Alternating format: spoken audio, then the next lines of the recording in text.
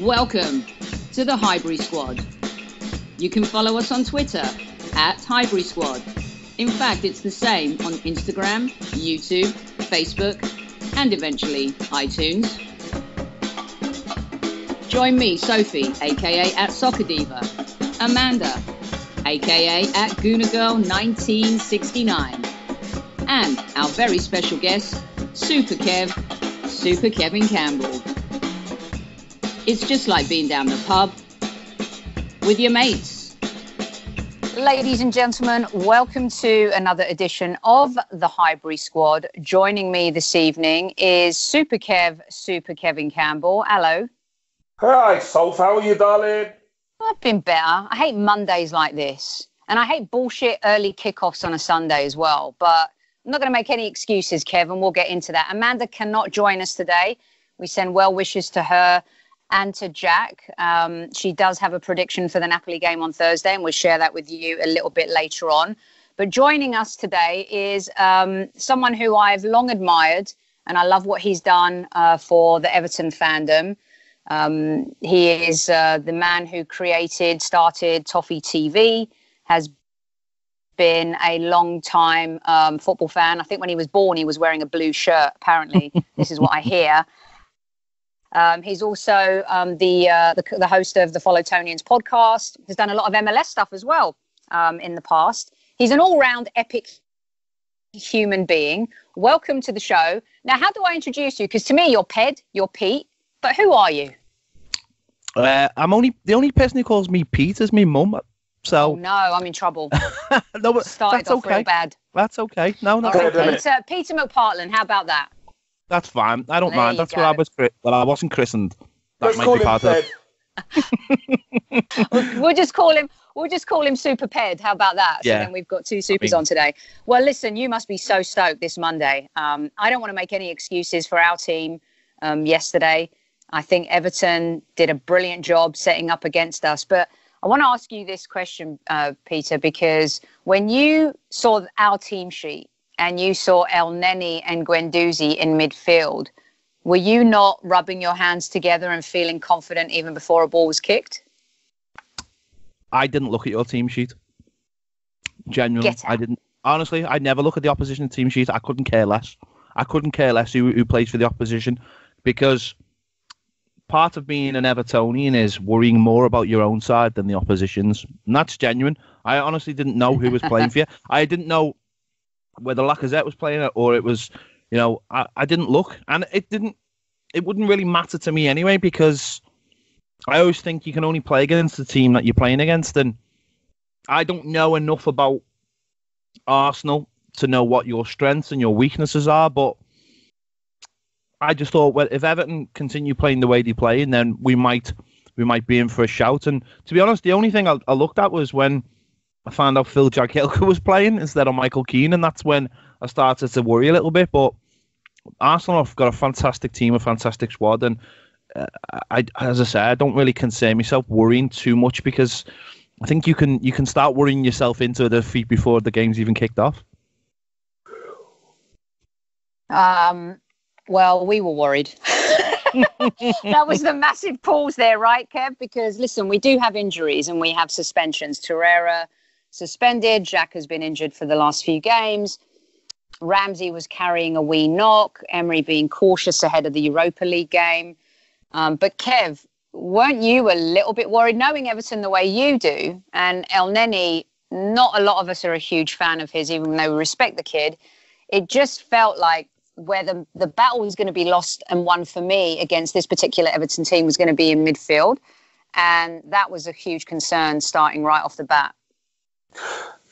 Look, I wasn't sure what to make of it to start with, because I think that kind of got leveled out with Michael Keane going down injured and Phil Jagielka coming in, from the cold. For me, it was always going to be. It wasn't going to be a matter of what team was selected. It was always, will Arsenal want it more than Everton? Because Arsenal needed the 3 points more than Everton did, and we got surprised by Everton's desire and tenacity. I've got to say that. Everton made it so difficult for Arsenal. Arsenal couldn't seem to get themselves going. And if we're brutally honest, if Everton had had their shooting boots on, it could have been a hell of a lot worse. Yeah, could have been 5-0, to be honest with you. Thank God Goodison just likes to shoot from everywhere. I mean, it was a disgrace, really. You know, had it not been for Leno at times and some decent defending, you know, we could have got absolutely trounced. But Everton were taking us apart. We looked a yard slower than everything else anyway. But, you know, Everton were out the blocks. After second half, when Ramsey and Aubameyang came on, Ramsey started to make a difference. But the great thing that happened, which I'm sure a lot of Evertonians would be happy about, was Marco Silva adjusted. He adjusted the team to defend a little bit deeper and to nullify Ramsey and then to catch us on the break. And they done that time and time again. Richarlison running wild. Calvert-Lewin, I thought, you know, had a fantastic game. And Bernard especially, you know, those three caused all sorts of problems for us. And we got what we deserve. Nothing.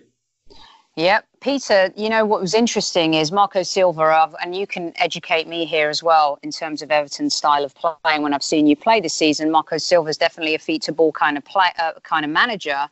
And you destroyed us with the long ball in that game. You clearly saw, and this is what I love about coaching, and whether it's coaching before or during the game, it seemed like you realised that no matter how many times you kind of floated that long ball, you knew you were going to cause us problems. Have you played that way a lot this season? Talk me through that a little bit and his kind of fundamental kind of tactics when it comes to adapting, and if it was just us or if this has happened during the season. No, I don't think we play like that a lot. We do mix it. We like to mix in. I think, and Kev will know this, that's what Everton fans like. We don't really like sitting there and watching the purest form of football that's supposed to be. We like centre forwards. We like number 9s. As I said, Kev will know all about this. We like getting down the throat of defenders, and whichever way that comes, whether it be a nice football move or whether it be in a straightforward ball to the centre forward, we will do it both. And I think what Marco Silva has realised in the last few weeks is he realises Dominic Calvert-Lewin is our best centre forward, and sometimes we just go direct. We've got obviously Jordan Pickford, who's a tremendous kicker of the ball.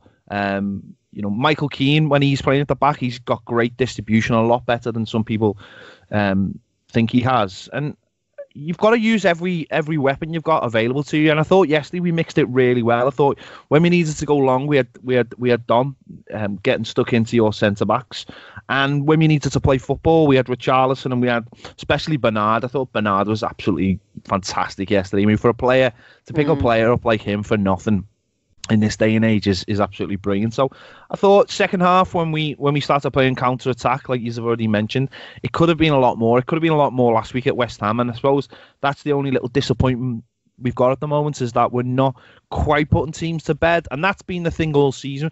We've lost a lot of games by a goal this season, and it's normally been from our own mistake. So we're getting things right at the back, and it's nice that we've almost settled on this style now, and it's very promising. You know, I think we are a centre forward away from being competitive, very, very competitive, actually. Interesting you say that, because that was going to be my follow-up, was that if you had a predator up front, I kind of wonder what this Everton team, if you had a Super Kevin Campbell up front, I wonder what this team would be like this season. I mean, Goodison, I mean, they all missed chance after chance after chance. And as Kev said, yes, Leno made some really great saves, but boy, did you guys miss some gaping chances. Do you feel like that's the number one priority for you guys this season? Do you feel like you've missed out maybe this season because you haven't had that predator up front? I think, going forward, we need a centre forward. I think the number one priority come the summer is to secure Andre Gomez. He really is become the heartbeat of the centre midfield now, and then a centre forward, of course. But they're not easy to get hold of. That's the problem. You know, I think you go back a couple of years, and a lot of Evertonians bemoan the fact that we sold Lukaku, but the problem with selling someone like Lukaku is, who do you replace Lukaku with? Because, you know, if there was another one out there, then Man United would have bought him, or Chelsea would have bought him. So that's the problem we face now. And I think what the manager's done with Dominic Calvert-Lewin is say, well, we've got a young kid there, 22, very promising. Is getting his all-round game better. Okay, still not great in front of goal, but I just think that if we had a Lacazette, we would be pushing to get in that top 6 now. And I think that's the big one now, because as you said, you know, you look at those chances that we made, the amount of times we raided either down the right or the left, and no one could put a finishing touch on it. I mean, that's where you start to worry as an Evertonian. You know, you're 1-0 up, you feel like you're cruising. If you can't get that second goal, there's so many games where we haven't got that second goal and we end up losing the game most of the time. So, yeah, I think it's up to Marcel Brands. He's the man now. He's the man in charge of getting the recruitment in, and hopefully he's already got one, you know, lined up. Hopefully that's what we're all hoping for come the summer. Hi, Ped. Ped, what's your thoughts on the Marco Silva? Because he's been there nearly a season now, and obviously it's been kind of a bit of a roller coaster. But now you're starting to see the team perform, everyone performing. I mean, I think Dominic Calvert-Lewin has been good game to game to game. He's been improving each game. But what's your thoughts on Marco Silva's tenure so far? I'll be honest, till about 6 weeks ago, I wasn't really having him. I must admit, I wasn't having him at all. I just felt like the number one thing for me was, and I don't know if you've picked this up, Kev, is that he just seemed very unrelatable. He just when you see him in press conferences and when he's talking, he just felt like he wasn't coming across to the fans. He wasn't speaking to the fans. He wasn't getting through to the fans. And then you mix that with the football we were playing. There was no clear message on or off the pitch about where the team was going.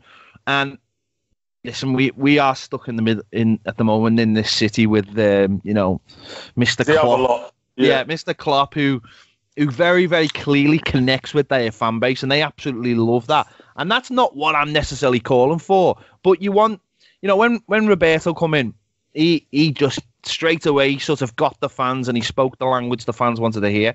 And ultimately, it didn't work out, but you felt a connection. And that meant that when he did lose his job, I genuinely felt sad. I'd met him a couple of times. I'd interviewed him a couple of times.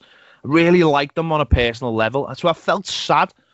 But with Marco Silva, I didn't quite have that relationship. And I think now, in the last few weeks, you've seen him a lot more of a relaxed Marco Silva. Ever since we had that break, we had a couple of Saturdays about 6 weeks ago where we didn't have a game.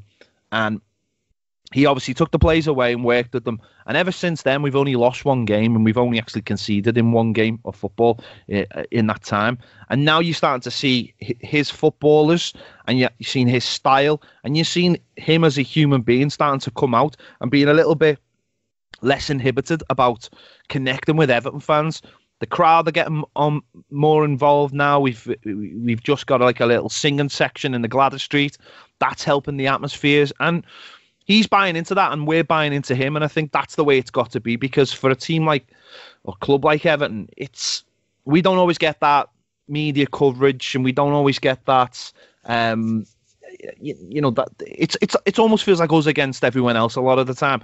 So the manager's got to buy into that, and I think that's what he started to do in the last few weeks. So me seeing him do that, I've started to buy into him, because as far as I'm concerned, if you buy into Everton Football Club, then you're worth my time as the Everton manager. Yeah, I feel like with him a little bit, I don't know what you guys think, he seems to be more engaged when he's winning, and he becomes very sullen when he's losing. And I get it, a lot of managers are like that. But even Emery, after the worst performance for us all season, no doubt about it, and our away form is hideous. But that performance against the Toffees at Goodison Park, which is a place we always love to kind of go and play football, was horrible. But Emery kind of came out and he was very positive. He goes, don't be so negative about this result. We're still in there. We're still in with a shout. And I feel like Silva's a bit sullen. I don't know. I fancy someone like the Wolves manager at Everton. I think you'll have your Klopp then. There's something about Marco Silva, as much as he's got it right, Kev and Peter, in the last 3-4 games. he just doesn't, there's something about him that I just feel is a bit overrated. Now, I made a couple comments about Everton yesterday and I got killed for it. One was that, and the other was Andre Gomez, who I personally think is a little bit overrated. And he definitely destroyed us yesterday. And Kev, I don't know what you think about those two things, but for me, Marco Silva, I'm not sure if he's their guy yet. And is Andre Gomez a little bit overrated, even though he played and destroyed us yesterday? I've got to disagree with you, Sophie, on both counts. I think Marco Silva, he's got to find his feet at Everton. His personality behind the scenes is much different than what you've seen so far. And he's never been at a club the size of Everton. That's what you've got to remember as well. It's going to take him some time. He's got to get his feet under the table. And I understand what Ped said about, not seeing his personality yet, but he hasn't had time to show his personality because it's been a roller coaster. Earlier on in the season, Everton were conceding far too many goals, and it was a struggle. And it's very difficult to show your personality when your team's going through a struggle. Now that they're in a lot more stable and the team's starting to play better, I believe you're going to start to see his personality come out a bit more because he has to grow into it. I believe. And as for Gomez, I've said this from the first game he played. And what a very good footballer he is. He is a very, very good footballer.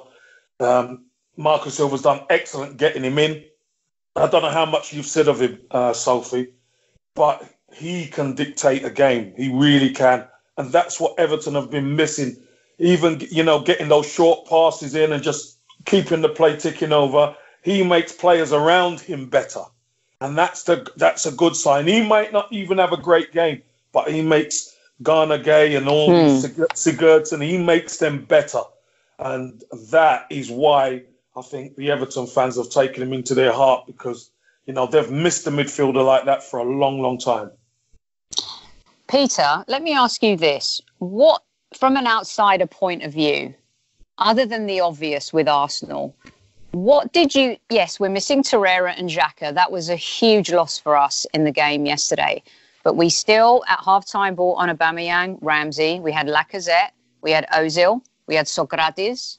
We bought on Iwobi. Quality, top-notch international players. From an outsider looking in, what deficiencies, what is the core issue, do you think, with Arsenal going away from home? What did you see in that game that would help us identify a little bit more from a complete outsider point of view what you think those problems might be? I thought you lacked a Garner yesterday, a Kante. Someone who gets around the pitch, someone who goes looking for the ball, because in the second half, when you threw caution to the wind straight away, I thought that just left you so exposed. And you didn't have the ball enough to almost dictate the way you wanted to play. The only time I felt threatened in the second half, yesterday, was when Ramsey had it, and he was running with it, and he was getting past the press, and that started to open the pitch up. But I just feel like you miss someone who just can get round the pitch and just stop the danger, because that's what Garner gives us in that midfield. He's so good at just finding the danger, sniffing it out, and then giving the ball to like Gomez or Sigurdsson or one of the wide players. And I don't think you've quite... Maybe Torreira's that player. That's what I thought you missed yesterday. And really that's what helped us second half. After that first 10 minutes in the second half, I felt very calm and very confident that we go on and score more goals. And it was only because we missed so many chances that I started to feel worried towards the end. But I think that midfielder now is so key. That modern sense midfielder who can just get round the pitch, just putting out fires wherever they are. And we've got a fantastic one in Ghana. I mean, if he's with us next season, I'd be massively surprised. He had the chance to... PSG wanted him. The club wouldn't let him go, and his attitude since has been absolutely fantastic. He really has knuckled down, and I think that's what Arsenal are missing. I think that's what really a lot of, like a Fernandinho at Man City. I think that's what all top clubs need now. Someone who can just They just see the danger and get there and stop it before it even happens, and then win the ball back. Because at the end of the day, most football teams now, it's if you lose possession to like a Man City or something like that now, how long before you get it back?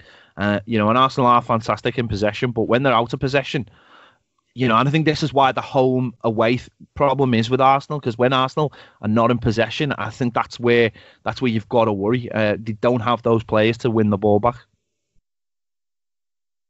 Peg, it's good to see Theo Walcott come on yesterday. He got a tremendous reception from everyone, especially Arsenal fans. It was nice to see. What's your thoughts on Theo? We all love Theo. We all love Theo because he's such a great human being, isn't he? I could see like you did that sigh, and I'm like, oh man, I know it's so hard because Theo's such a good guy. I just don't think he suits the way we play. I really don't. I think since Richarlison's gone on the right, Seamus Coleman's game has come back to what it was. And Theo, do you know what? One of the things I would say about Theo Walcott is, and I don't think many people have mentioned this, he had no pre-season. He got injured in our first pre-season game and then didn't come back till the first league game. And I think that might have cost him. I think that those stored energy banks that you get in pre-season, he's missed out on that. And I think during the season he started well, and he's just faded, and we don't really know what to do with him. And he's almost like a spare part in this team. And I think he works hard. I think he gives everything. And I just don't know whether his style or I don't even quite know what his style is. And when we were playing poorly and we were looking for goals, I thought one of the best options would be to put Theo Walcott up front and give him a go, and just have someone up front who had the legs to get over the top when we needed to. But obviously the manager didn't feel like that was an option. And I just feel like now the team is settled, and I don't know. I wouldn't be surprised if he wasn't with the club next season, but then I wouldn't be sure who would come in and take him offers for, and he's still got a lot to offer. I just don't know whether he's got a lot to offer Everton. Yeah. The rumours are, guys, that MLS is calling and that he's seriously considering a move to MLS. And, Rooney's here, Zlatan's here. I think they're looking at, bringing in, additional talent where they're not as much in the twilight of their career, where they still feel like they have something to offer. And have you heard anything about that? And also there were rumours, I say rumours, I don't even know if I should bring up his name on this pod, but Neil Ashton was talking yesterday with Rebecca Lowe here on NBC, saying that the club are even thinking about maybe selling Jordan Pickford. I think there would be a lot of takers. I said Everton? Oh, my God, that's not a chance. What a load of nonsense. What a load of... I thought so. It sounded bizarre. He kind of was making out culturally that Silva maybe doesn't feel like Jordan's a fit at Everton. What do you make of that? Well, I know Neil Ashton works for, and if he thinks, that's why I prefaced that. If anyone thinks he's got any kind of, if anyone from that newspaper's got any kind of inside knowledge at Everton or anywhere on Merseyside, no, not a chance. The Jordan Pickford thing is done and dusted. It was something that was blown completely out of proportion. I think that as an Evertonian, I was more annoyed about just why he'd put himself in that situation more than anything else. But there's no way. I mean, you look at the situation that happened with Chelsea and their goalkeeper, and that quickly got remedied, and that was a huge on-field problem. This was something that happened. It's happened to other footballers. It'll happen to other footballers in the future. It's not really an ongoing problem. Yeah, sounded a little bit dodgy, to be honest with you, when I heard that too. So, listen, what was interesting yesterday, before we kind of get your predictions on how you think this season is going to end up, you guys had 23 shots on goal yesterday. We had 7. I can't remember, Kev, the last time it was that lopsided for Arsenal The only team that we've beaten away from home at the highest point in the Premier League is Bournemouth. Our away form could end up costing us 4th spot. With that said, you guys are on a roll. You could end up finishing 7th. And we were talking earlier a little bit too about, is it going to be you? Is it going to be Wolves, Watford, Leicester? Who's going to grab that 7th spot, Peter? Do you know what? I think probably Wolves, but if it's not Wolves, I think Leicester might just get it. I'm not really thinking about it at the moment. I haven't been even considering it because yes, it gives you Europa League football, and there's nothing more than I like than travelling to some backwater in Eastern Europe. It's the best part of being a fan sometimes, but I'm not really worrying too much about it because if it happens, it happens. I just want to see, Everton progress till the end of the season. We've got some big games. We play Manchester United in 2 weeks' time at Goodison. We play Spurs last game of the season. So we've still got a big say in whether Arsenal finish. We've probably got more of a say whether Arsenal finish in the top 4 than Arsenal have. So Kev said that to me on the podcast 3 weeks ago, and I said to him, "Get out. Everton will not have a say in any of this. We always beat them." I gave him all the stats of our last 20 years, and he's like, "Soph, trust me, Everton are going to have a say in this." And I totally poo-pooed it. I'm eating crow. So you never know. We know.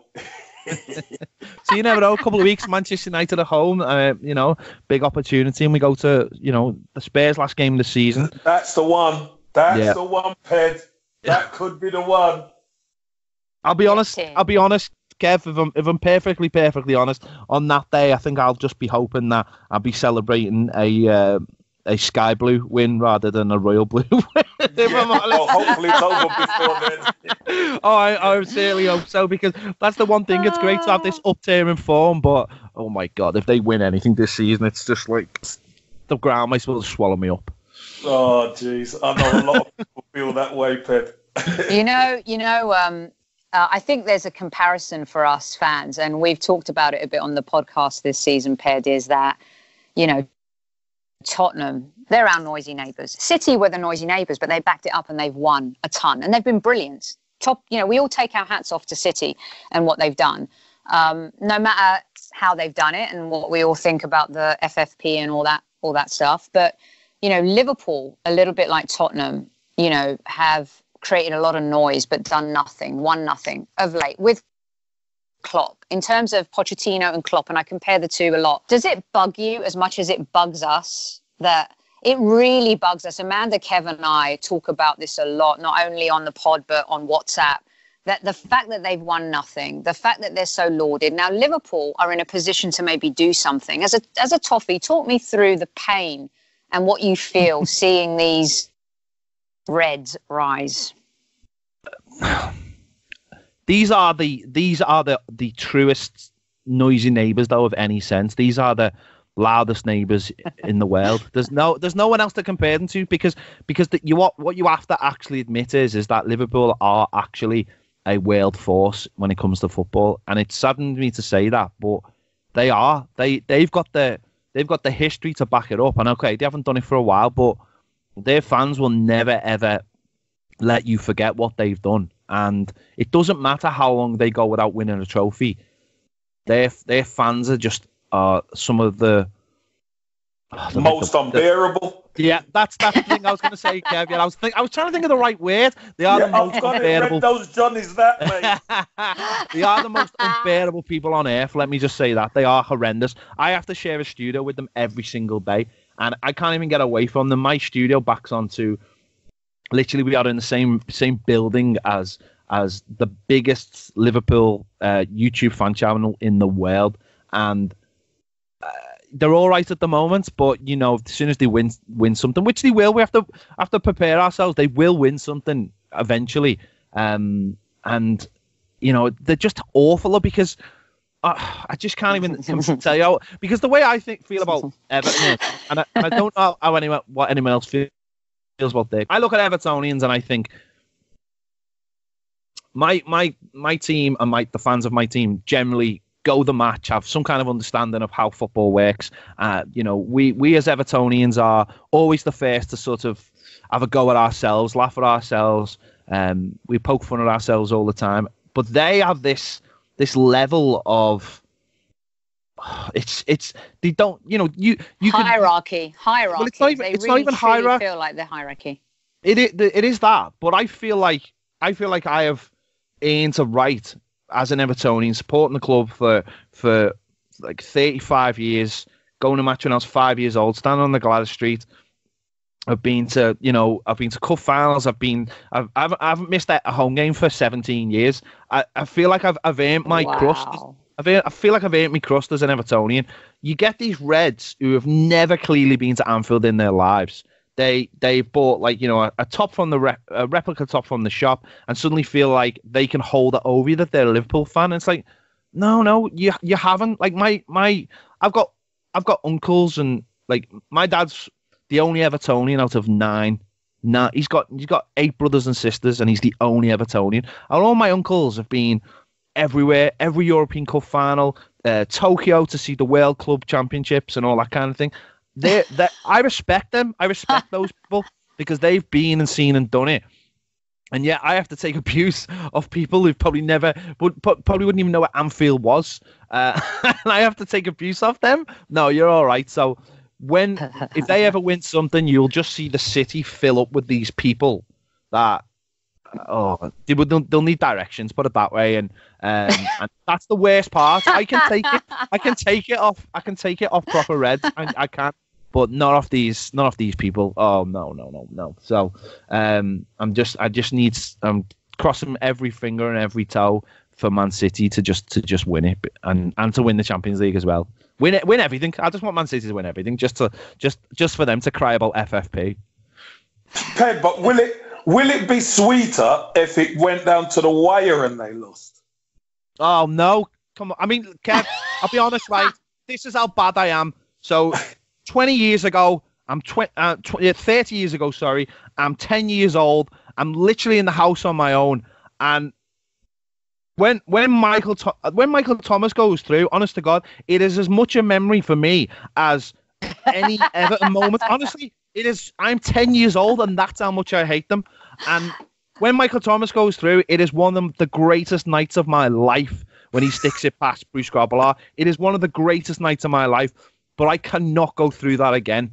I could never go through that again. And if I have to, I have to. But that, honestly, that is what I wanted. That yellow Arsenal kit forever. I wanted that Arsenal.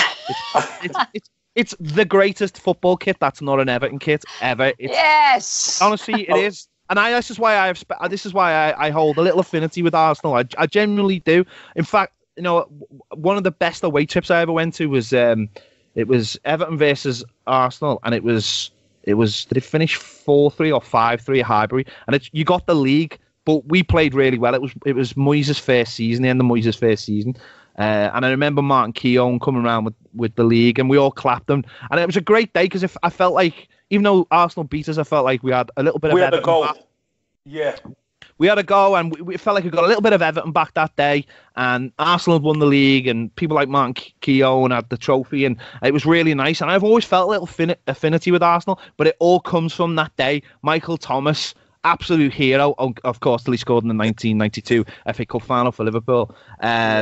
But yeah, so I don't know if I can go through that again. I mean, I don't think any of us. I don't know if any of us can go through. Well, we could go through the Michael Thomas moment again, no problem, right, Kev? I wouldn't have any problem going through that. But I think we're all in agreement. Unless you're a Liverpool fan, I think most fans are dreading the potential of them winning it. And you say you have an affinity with Arsenal. I think for Arsenal fans, and you know this, Ped, I've told you this years ago, that Everton are my secret favourite club. My cousin was a Toffee, and I think maybe because, Super Kev went there. We love Kev. Arteta came to us. Theo went to you. There just seems to be a mutual respect of the two clubs. Don't forget Anders as well. Don't forget Anders. Yeah, Anders. Oh my God, I know. Martin as well. Martin Keown. Yes. Keown, yeah. Wow. So I feel like there is that affinity. Now, even though you beat us at the weekend, tell me and Kev, are we going to finish in the top 4? And we saw Chelsea. Well, let me rephrase that. We saw Hazard beat West Ham tonight. What do you think? How's that going to shake up that top 4? Talk us through from champions to the 4th. What do you see? I think City. Well, no, I don't think City. I pray City win, with Liverpool obviously coming second. And you know what? I just obviously Chelsea now in 3rd place, but they've played one more game, haven't they, than Tottenham and yourselves and Manchester United. Will Arsenal's away form be will that be the big thing? You know, surely now he's got to look at, like, for away games, not playing Ozil and just being a little bit stronger in midfield. But I really couldn't call it. I just worry that Arsenal's away form might be the thing that costs you, because I just thought, you know, I think you've still got to go to Leicester. Yeah, got to go to Leicester. We've got to go to Burnley, and we've got Wolves. To go to Wolves. Wolves and Leicester, they're the big 2 games, obviously. They'll both be going for 7th place. Wolves will be doing everything now that they're not in the FA Cup final. They'll be doing everything to try and get that 7th place, to try and get Europe. That sounds difficult. I think Tottenham will finish in the top 4. Sadly for you guys, I think they will. I think now that they've got the new stadium, and they've got the Just Compare man to sing them songs every game. That's all they could afford, mate. Shambles. Oh no, but that's a nice stadium. Come on, that is a really nice it's beautiful. Stadium. Oh, it's stunning. There's no doubt about that. It's very nice. Yeah. Almost as nice as LAFC Stadium. I went there yesterday to watch the US women's team, and that is pretty sweet. But no, jokes aside, it is a really nice stadium. But I mean, I hope I don't sound bitter, Ped, because, you know, I say, and, you know, we've talked about this in that, how is it they've gotten away with playing at 2 home grounds? It's illegal, number 1. And they've got 4 home games left. I mean, this is set up brilliantly for Tottenham. If they don't finish in the top 4, shame on them, no? Yeah, definitely. I mean, you know, one of them is us, though. I mean, so, you know, come on. That's right. Last game. You know. No, I mean, it's in their hands now. It's definitely in their hands. It is. Listen, they've still got the involvement in the Champions League. Chelsea and yourselves have still got the involvement in the Europa League. Man United are still in the Champions League as well. So it could be whoever goes furthest in Europe could be the ones to drop out. And if, you know, Tottenham obviously facing very tough tie against Manchester City, but you never know. So I'm going to say Tottenham are definitely going to be in the top 3. But after that, I just can't call it. I really can't, because I think if you weren't playing as tough away games as you are, then maybe you'd be a safe for it. But you were very lucky. You were very poor against us. So we were so bad. We were terrible. All right, let me get you out on this then. I got 2 more, but who wins the Champions League? Barcelona. Messi's on fire this season, isn't he? When is he not on fire, that little bugger? Okay, and then I ask you both this because Super Kev loves his toffees. He was there this weekend. Always lovely to see him on the touchline at Goodison Park.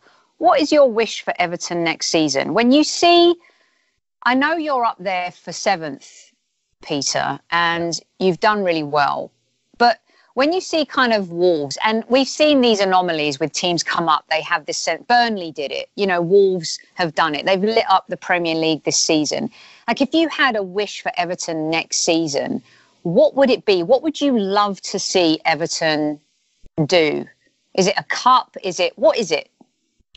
It'd be a cup more than anything. I think winning a trophy is something that we've got to get that off our back. It's been far too long. It'll be 25 years next season, and that's just far too long for a club the size of Everton. And I think that would be the number one thing. I can't really ask for anything else. It wouldn't really matter if it was the FA Cup or the League Cup. We just need that starting point to move forward. It's going to be lovely to compete for the top 6, but this is something we said at the beginning of the season, is we've got to start making, you know, if you want the top 6, you've got to start making 7th your own then, and start moving forward and getting into Europe every year consistently. So there's a lot to do, but a trophy would be just absolutely amazing. I think there's a whole generation of Evertonians that I've never seen us win anything, and that's the first time that has ever happened in our history. This is the longest stretch in our history that we've never won a trophy. We are the most unluckiest club ever in the history of the world. By the way, you've got to understand that. We are. Listen, we were the league champions for both world wars. Explain that to me. The Germans do not like Everton. I've never really thought about it. So as far as I'm concerned, well, that's another 6 for the Second World War. That's 6, and for the First World War, that's 4. So that's another 10 league trophies that we should have added to our list. Oh, gee. I tell you though, you guys talk about go down memory lane. I used to love watching your 80s squad. What a team they were, man. They were just top shelf. You probably haven't had... You had some moments in the 90s with your teams, but that 80s squad was something else, no? Like, we look back at the Invincibles and kind of the last great Arsenal team, but that team in the 80s was just special. It was, but how long can you keep looking back that far? You know, it's... I look back every week. Hey, Ped, the other lot do it all the time. Stop it. I know. Kev, it's 20 years since we won at their place. Never mind win a trophy. It's 20 years since you scored at the Cop End. So, I know, yeah. Mate. I know. That's what, Kev, is that what you want to change next season for Everton? Would be in Liverpool at least, or someone scoring at Anfield? Yeah, I'd love to see. What I'd like to see is Everton invest in a striker, especially a goal scorer, and Everton to compete better, more consistently. I think that will give the platform for the fan base, I believe, and that's how you could go for a cup then, if you're consistently good. Like, for instance, Burnley done it last season. You spoke about Wolves this season. Unfortunately, Everton haven't been that consistent, but now they're getting a little bit of consistency in their game. You could see the crowd come into play, and that 12th man is serious. That Goodison Park. So I love that stadium. That is what I want. That stadium can never. You guys are never getting. Are you guys looking to move? You are, aren't you? Oh yeah, yeah. We're build on Goodison Park. Is it happening? No. Yeah. The stadium's happening, but it's not Goodison. It's it's down by the docks, and it's going to be. It's going to be epic. We're hoping so. We just don't know at the moment, but Goodison will be left as a community project. Not, a little bit like Highbury, but not with very expensive flats. Yeah, they cost an arm and a leg over there. Yeah. You know what I see, though, and we'll get, we've had such a great chat, and thank you so much for coming on. And for me, I see Tottenham, Everton to me have always been a bigger club than Tottenham because of your success, because of, I think being in London, Tottenham have had this luster put up against them, and now they've got the golden boy in Harry Kane. But really, Tottenham were in the wilderness. They weren't finishing in that top 4. They weren't really a dominant force at all in the Premier League. They weren't doing anything. So I feel like Everton could become like the next Tottenham. But obviously, you want to win something. Tottenham were out of that top race. There's no reason why Everton, with the right players, the right manager, because you've got one of the best fan bases for me, not only in the country, but the world. I think Everton fans are so brilliant. You can be, why can't you be them? Why can't you evolve the same way they have, especially with the new stadium coming down the line? I don't think there's the mad thing is, if you go back 10 years ago, we were consistently finishing in the top 5, top 6 without a problem. But the difference was then it was a top 4, and it felt like the top 4 was a closed shop. Now it's a top 6, and it feels like the top 6 is a closed shop. So it's all I think media plays a big part in it, and how you're perceived. We've never quite been perceived in the same way that Tottenham are now. As you mentioned, things like Harry Kane and new stadiums, they all help. They all help galvanise the media, and with the media comes sponsors and all the rest of it. It's going to be difficult, but listen, I personally feel Everton are a much larger club than Spurs. I feel like we're a much larger club than Manchester City, but they've got we're definitely a much larger club than Chelsea. I know that, but they've got circumstances behind them, and until Everton change their own circumstances, and maybe it will be a new stadium that gives us that attention that we need to start building, but I think that process has already started. Yeah, you need brilliant stuff first. You need the team ready before you get the new stadium. Yeah, definitely you do. I live in hope for Everton. I root for Everton. I hope they do. They're one of those teams, a little bit like Newcastle. Like, look at Newcastle this season. God bless Rafa Benitez, what he's done with that squad and that team with nothing, really. And you kind of root for, teams like that. You can find Peter McPartland at PED7 on Twitter. You can also find him. He's the host of Toffee TV at ToffeeTV EFC. And I'm not sure about this Nerd Social Club. I've not heard this. Is this new? What the hell? This is my little... listen, football is now my job. And I love that. Your job, it becomes more, you need something else. So my hobby has become my job, and now this has become my hobby. So anyone who knows me knows I am. Listen, forget about Everton. I'm waiting for the new Avengers film. That's my next big thing. And Game of Thrones next week. They're my passions now. So that's my little. If you're into your films and your stuff like that, then come and have a listen. It's a good. Well, I will, Pete. I worked for 20th Century Fox and Sony Pictures for like 20 plus years. So I can share some. You should have me on. I'll share some good anecdotes with you. The good thing is, Sophie, is that I host the show with a guy called Aaron, who's a big blue, but he lives on the East Coast in America. Oh, lovely. So we have to do the podcast like I used to do with Eric in the old days at like 4:00 in the morning. Yeah, I love it. So I'm always looking after the US guys, I'm bending to them guys. So yeah, we'll have to have you on, get to have a chat. Maybe I'll donate an artifact for you from a film I've worked on as a special sweepstake. Maybe we'll do that. How about that? It might end up in my house. Well, it might end up in your house on your wall. I love that, Fred. At least he's honest. Peter, thank you so much for coming on. You're absolutely brilliant. And, when they talk about really good club podcasts, TV networks out there, and you are the epitome of everything that someone who loves a club should be. I've adored following you for a number of years now, and you've always been very gracious coming on any show I do. And I really wish Everton the best, and you, and love to your family as well. I know it's not an easy time for you as well, and we're all thinking about you, and we really appreciate you coming on the show. Oh, it's been great. Thanks for having me. And if you do come over, come and check out Super Kev's little video he did us with Goodison Park as well, which is fantastic. Yeah, that was great. Ped, listen, absolutely fantastic speaking to you again, mate. And hopefully you get me on Toffee TV before the end of the season. Oh, we will. Yeah. We know the door's always open. Always open. Lovely. Thanks a lot, mate. Okay, see you guys. Bye. Thanks a lot, Ped. Cheers. Bye.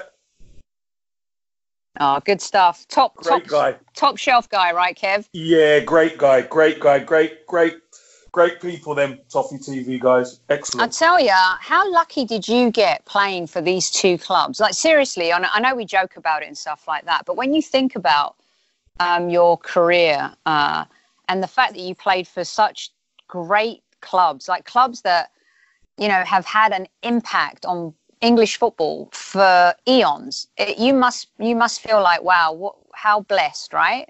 Oh, I am definitely blessed. Yeah. And both the teams have never been relegated from the Premier League. I know, that's unbelievable, that stat. These two clubs, and they're part of the old Big Six, weren't they? Back in the day. Oh yeah. And Arsenal and Everton are very prominent. As we found, there's a lot of respect between the two clubs as well. So, I couldn't, it was great. I couldn't lose yesterday. Although I lost, I won yesterday, So, yeah. Obviously, it's the last few years, it's been the opposite way, where Arsenal have won the game. But yesterday, it was thoroughly deserved by Everton. So, it just... Yeah, and you've crossed over because... what's great is I love seeing how much Arsenal fans love you and how much Everton fans love you. And that says a lot about you as well, and kind of what you've given back to both clubs and how involved you are with fans and communities. Like, you'll just show up at a pub and watch a game with Arsenal fans, with Toffee fans. It's just brilliant. And I do want to bring something up before we get out on our Napoli predictions, because... Yeah. Big news for you and your fam jam. Tyrese won the EFL Young Player of the Month award. How about them apples? Yeah, unbelievable. I found out I was doing Sky Sports News today, And I found out in the studio, and Rob Wotton, bless him, he mentioned it at the end of the show, and I was like, wow. I said, don't have me crying here on live. Don't have me crying live. No, it's, do you know, I'd never I got emotional about football, but in a good way. But when it's your son, you obviously you don't know how it feels.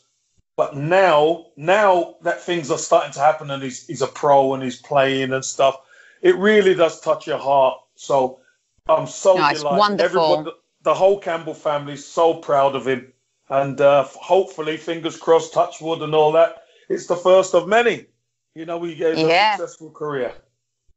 Definitely. And that move to Shrewsbury was brilliant. He got his chances there. People believe in him there. And it just shows you, doesn't it, when you're surrounded by really good management, the club, someone believes in you, Kev. And that's what happened with you. Someone believes in you. They give you a chance. You take it and you can really show what you're made of. Definitely. Yeah. That's what it's all about. You know, the talent is there. The talent is here in England. But it needs the chance. It needs an opportunity. We only need to look at the likes of Sancho and Hudson-Odoi. When these kids get the opportunity, they will produce. So, you know, it takes a bit of cojones, as it were, from the man. Hey, it does take a bit of cojones, but yeah, I reckon, you know, given these kids an opportunity, nobody will look back. All right. So speaking of cojones, we've got 2 games to predict before we leave everyone today, Super Kev. Obviously, the big game this Thursday.